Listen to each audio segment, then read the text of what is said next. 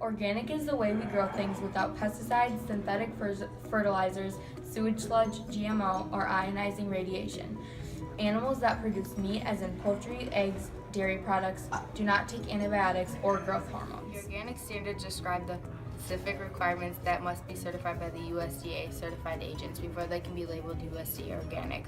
Overall, organic operations must demonstrate that they are using natural resources, conserving biodiversity, and only using approved substances. Eating fresh produce is the best way to obtain the nutrients that support the optimum health, but we don't always buy healthy. Some things you need to be healthy are apples, cilantro, celery, peaches, spinach, bell peppers, tomatoes, cucumber, peas, potatoes, blueberries, and habanero peppers. Those are known as the dirty The dozen. health benefits of organic contain fewer pesticides. It's fresher than normal organic farming. It's better for the environment. Originally raised animals are not given antibiotics, growth hormones, nor fed animal byproducts. Organic meats and milks are richer in certain nutrients. Organic food is GMO-free. With food prices on the rise, it's not so easy to pay more for organic choices. But the question is it actually worth it?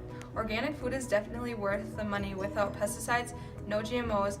Why eat unhealthy when you can eat organic? But there's a money factor in this. If anybody could buy organic, I think they would. But nobody needs to go in debt because they want organic food.